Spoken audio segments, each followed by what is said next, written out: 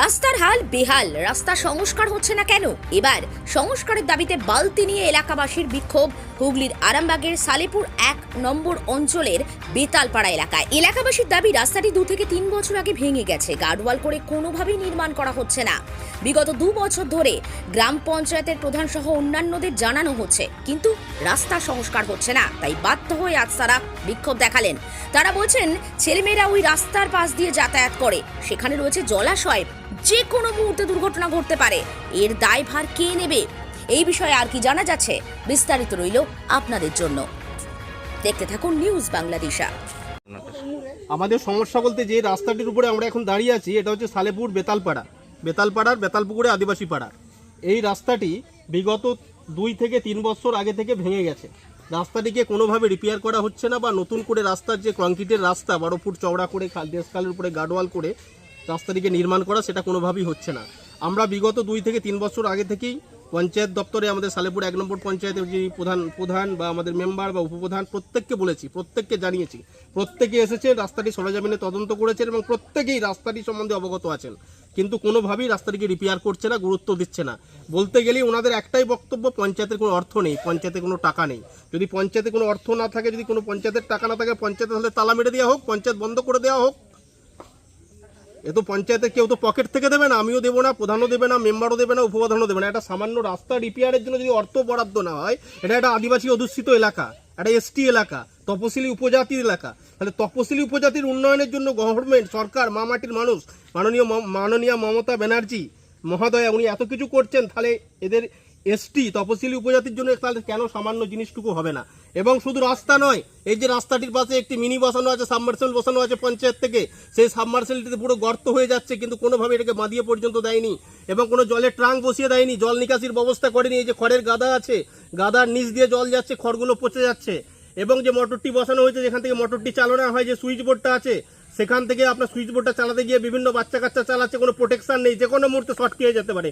Short খেয়ে যদি কারো মৃত্যু হয়, তাহলে সেই দায়িত্ব কে নেবে? পঞ্চায়েত নেবে? প্রধান নেবে? উপপ্রধান নেবে? কেউ নেবে না।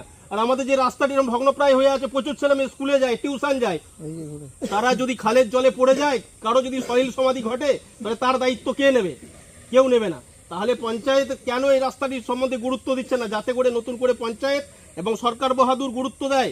তার জন্য আমি আমাদের বেতালপাড়ার আদিবাসীবৃন্দ এবং আমার ব্যক্তিগত তরফ থেকে আমি আবেদন রাখছি এবং আমি অনুরোধ জানাচ্ছি। এছাড়া আরও বলছি, আমাদের পাড়ায় কিছু কিছু আদিবাসী আছে যাদের তিরপল টাঙানো বাড়ি আছে, তাদের কিন্তু নিজস্ব বাড়ি আছে, কিন্তু তিরপল টাঙানো বাড়ি, তারা কিন্তু আজ পর্যন্ত ইন্দিরা আবাসনও পায়নি, প্রধানমন্ত্রী আবাস যোজনাও পায়নি। অতএব তাদের যাতে বাড়ি হয়, তার সুব্যবস্থা করা হোক। এখানে যে মোটরটা আছে, মিনিটা আছে, তার চাতাল বানানো হোক, ট্রাঙ্ক নির্মাণ করা হোক, এই রাস্তাটিকে রিপেয়ার করে গার্ডওয়াল নির্মাণ করা হোক, এবং তার সাথে রাস্তাটিকে 12 ফুট চওড়া করে কংক্রিটের রাস্তা বা পথশ্রী প্রকল্পের আওতায় আনা হোক।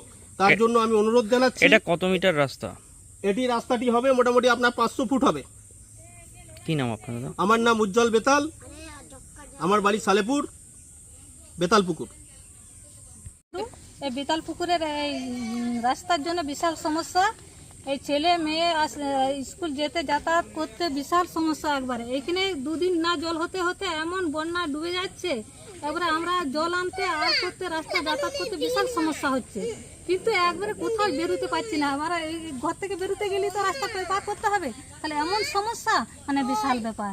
কিন্তু আমরা অনেকবার, আজকে 3 বছর 4 বছর ধরে পঞ্চায়েত সমস্যা বলছি, ভোটের সময় সব দিদি দাদা করে আসছে আর করছে, আমরা হাতে পায়ে ধরে, কিন্তু আমাদের কথা তো এলাও করে না। আমরা আদিবাসী, আমাদের ছোট লোক জন্যে এইরকম সমস্যা, কিন্তু না, আমরা ছাড়বো না। কিন্তু এরপর আমরা বিডিওকে জানাবার বাধ্য হচ্ছে, অনেকবার যেতে করতে যায়নি এখনো পর্যন্ত। যদি এই সমস্যা আমাদের যদি না শোনেন, কিন্তু আমরা বিডিওকে বলতে বাধ্য হবো, নাহলে আমাদের আদিবাসী পঞ্চায়েতে বলতে আমরা বাধ্য হব। কিন্তু না যদি করেন, এই সমস্যাটা আমাদের যদি এলাও করেন, কিন্তু বাধ্য আমরা বিডিওকে যাব, কিংবা আমাদের আদিবাসী আমাদের যেটা হচ্ছে সেটা আমি জানানো বাধ্য হব। তারপর আমাদের ব্যবস্থা। কতগুলো বাচ্চা আছে এখানে স্কুলে যায়? প্রায় স্কুলে এখানে মানে প্রায় 30 থেকে 35 জন। কতগুলো? 35 জন আছে। কতগুলো বাড়ি আছে এখানে? প্রায় এখানে আছে প্রায়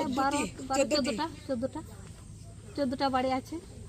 সব সময় আমাদের ছেলে মেয়েগুলো সব সময় এখানে পড়ে যাচ্ছে। এটা দেখছেন তো কেমন অবস্থা, সব সময় পড়ে যাচ্ছে। আমরাও যেতে পড়ে যাই, আমরাও যেতে পড়ে যাচ্ছি।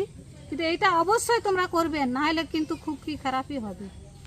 এই যে কলের জল আনতে এসি, বলছি করে জলটা আনতে পারিনি, নিয়ে যেতে পারিনি, তাহলে রাস্তা না বাগালে কি করে আমি যাব, বুড়ো মানুষ।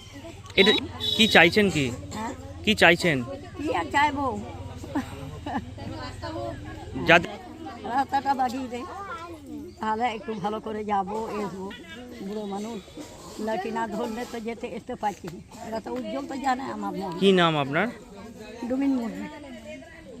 মালতীমাতা হাইস্কিং মিল আপনাদের জন্য নিয়ে এসেছে সম্পূর্ণ ঘরোয়া পদ্ধতিতে চাতালে শুকিয়ে তৈরি কৃষ্ণভোগ মিনিকেট, ডহর, বাঁশকাঠি, মহারাজা জিরাকাঠি ও দুধেশ্বরীর মতো উন্নত কোয়ালিটির চাল। মালতীমাতা হাইস্কিং মিলে প্রোপাইটার পবন নন্দী ও জীবন নন্দী। ঠিকানা সুপারা, চাদুর, আরামবাগ, হুগলি। যোগাযোগ নম্বর 7432074210 অথবা 8972452835। আরামবাগ মতিলাল টেলিশপ ও স্যামসাং সার্ভিস সেন্টার, অনলাইন বা যে কোনো দোকানের থেকে সস্তা। আপনাদের সকলের প্রিয় মতিলাল মোবাইল, তাই আজই আসুন। পুরানো মোবাইল সারানোর চেয়ে বেশি দামে এক্সচেঞ্জ, 0% ইন্টারেস্টে, 0 ডাউন পেমেন্ট, 0 কস্টে মোবাইল ফাইন্যান্সের সুবিধা। আমাদের ঠিকানা পুরাতন বাজার, আরামবাগ হেডপোস্ট অফিসের বিপরীতে, আরামবাগ, হুগলি। আমাদের যোগাযোগ নাম্বার 7001304430।